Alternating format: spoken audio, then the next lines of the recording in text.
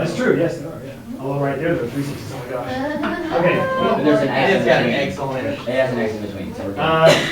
It could be 6, 7. We were just talking about the Jesus statue. Whichever one. All right, did we start yet? Jesus. Now we- Yeah, we're starting. Oh, okay. Oh, sorry. We got you. Okay, all right. Okay, so fourth derivative. All right, let me put 4 primes. No. Man, by the time I get to 27, I'm gonna have 27 primes. Nope, you just do this.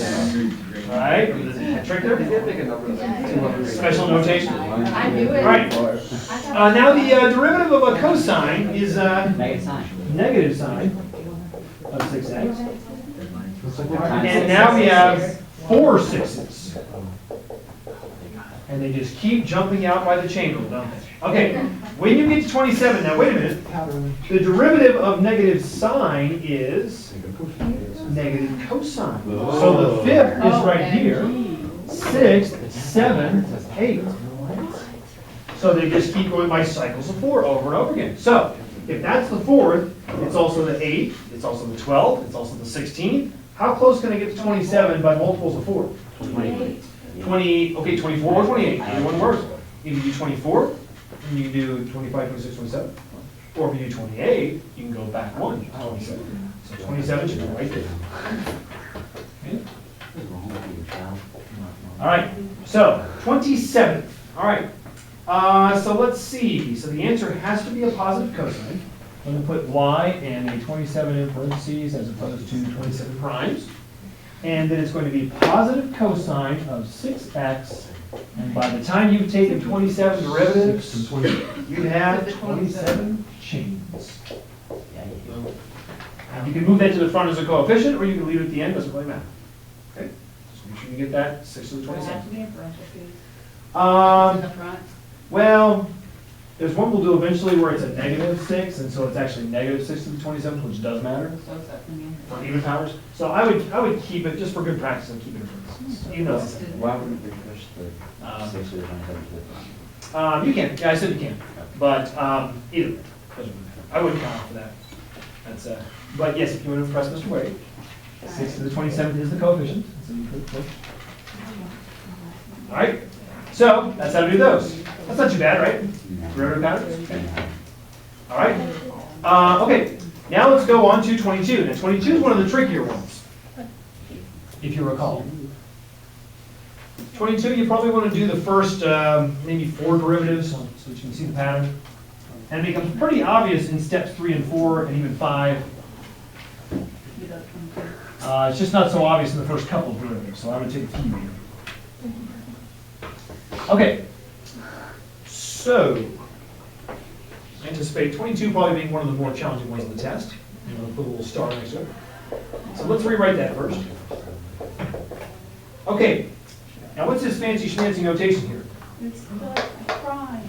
dny over dxn, what does that mean, find? Okay, find which derivative? The nth. You're finding the nth derivative. It's like finding the nth term, right? What is the nth derivative? What is any derivative? Master formula. So, to do that, let's start with chain rule. Let's do that first. So the first derivative, and you can do your fancy notation in this problem if you want to match that, you do dy dx, okay? The derivative would be, what do you do first? Okay, negative 2 goes to the something front. Okay, base. Is the same, new power, negative 3. Chain rule is times 3. Okay, don't combine, we're looking for patterns. All right, so don't make that negative 6 like we usually do. Okay, second derivative, so you put 2 there and the 2 at the end. Okay, d squared y over dx squared, you can pronounce that. And when you do this derivative, this negative 2 does what? Carries. Comes down, and then negative 3 joins it. All right? Then you get what? 3x plus 2 to the negative 4. That 3 is already there, so it carries. But then another 3 comes out, just like the last problem. Chain rule 3, right? Okay. All right, so far so good. Don't simplify it.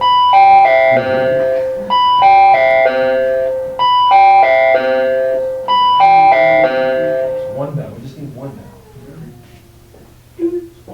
That's all we need, guys. That's it. That would do the trick. Okay. Or just like a voice that goes, lunch. That's all. That's it. You know, it'd just be such a quick, just be so brief, you know. But no, we gotta ring bells for a minute. I'll just watch this I'll video. print it, I'll like make a special copy. And like deliver it. And put that in in like there. a black mask, just slide it in the door. That'd be great. Okay, now, that carries, okay, -4 comes down to something, join the party, Join the party. join the party, right? Okay, all right. Base stays the same, what's the new pattern? Negative 5, and 3 times 3 times Three. another 3. Okay, once you start to get it here, you start to see a pattern forming, all right? You can do a 4th one if you want to for good measure. Let's just random piece of food up here for me. It's because it's lunch. On. Let me put the lunch up here. All right, now, -2, -3, -4. Joined by -5. This is the pattern of the chain rule that you're seeing right here, right? With negative exponents. 3x plus 2 to the -6, and then you have how many 3's? 4 3's. All right, now we have a pattern, okay? If it helps, you can do like a simplified form over there. You can kind of see it already. But to do the simplified form, that might help you even more. So let's do this. Just write down the 4th and the 3rd, and that's really all you need to see the pattern here. Because now it's becoming very obvious, all right? First of all, don't forget to something hyphen, Hyphen. not hyphen. Siphon. Siphon, remember, siphon out the negatives, right? I've got 4 negatives. Let me siphon them out and make it what? Make it positive, right? 4 negatives. Put a little plus sign right there, just to remind yourself, you know what, that's positive. You know what? We have to siphon them out because you can't have a negative what? Factorial. Factorial. No negative factorials. Once you siphon them out, now you can do a factorial. Now this one's a little different though than what we did in class. 2 times 3 times 4 times 5. Is that 5 factorial? No. Technically, yes. Well, guess what? It is. 1 times 2 times 3 times 4 times 5 is 5 factorial. And if there's not a 1 there, well, the 1's kind of implied. So actually that is 5 factorial. Now, if I took out the 2, you don't have a factorial anymore. But guess what? That is actually secretly 1 times 2 times 3 times 4 times 5. So that is most definitely 5 factorial. Sneaky. Okay. All right. Now, over here, you would have 3 to the what? 3 to the 4th. Okay. And you can put the 5 in parentheses. That's optional. You don't have to, but you can. And then on the bottom, we have 3x plus 2 to what? 6. Okay. Let's do one more, and let's see if we can spot the pattern. So, Steve? Wouldn't,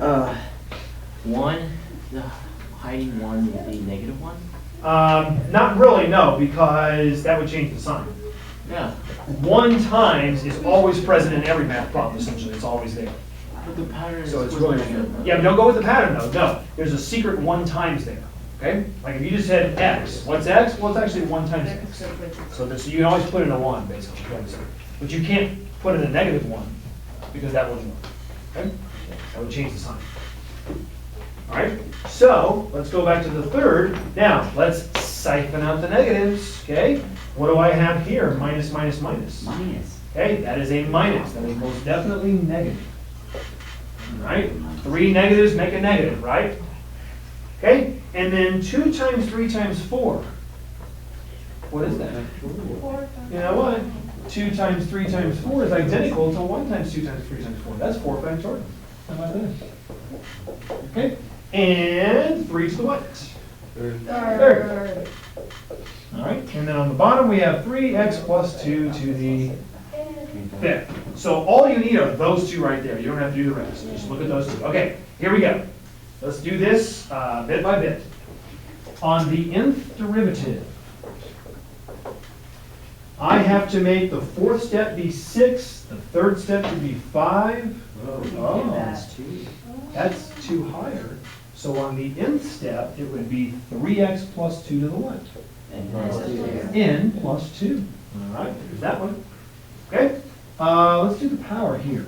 4th step, 3 to the 4th. 3rd step, 3 to the 3rd. Nth step, 3 to the n. It's the same number. Okay? All right, Fourth step, 5 factorial. Third step, 4 factorial. So nth step, n plus Plus 1, one. right? N plus 1, Factorial. n plus 1 factorial, right? Exciting. Okay, nice. Question, Okay, guess what's that? can you include the factorial within your parentheses? Not really, because Whoops. if, like this, you mean, like that? If you do that, only one has a factorial and not the n. No, I'm talking about Like that, you mean? the 4 and the 5. Oh, those? Yeah, if it's just a number, yes. If it's an Okay. n plus 1, no. So I'm kind of leading you up to that right there. So, but yeah, that's okay as long as you don't put it here though. All right? So it's n plus 1 factorial. And now, of course, we get this. This is possible a lot of times in college. We have the oscillating negative, positive, negative, positive. How do I get even numbers to be positive and odd numbers to be negative? Negative 1 to the nth power, negative 1 to the 4th is positive, negative 1 to the 3rd is negative, that's nice. And if it's reversed on the test, you would use negative 1 to the what instead? N minus 1, n plus 1, either one would work. Yep. You take n plus and minus. Okay, but now test it. If it's like at 4 and it's a negative. instead Yeah, of it's like plus. 4 is negative, 3 is positive, you have to shift it n plus 1 to get that to work. Okay, and just test it. If you have a guess on the test, you say, I think it's this one, test it out. 4th power, negative 1 to the 4th, positive 1, oh yeah, that works. Works, that works. You got it. Okay? So you can take a second to test out the 4th case here. So you should always do it n plus 1 because if you're taking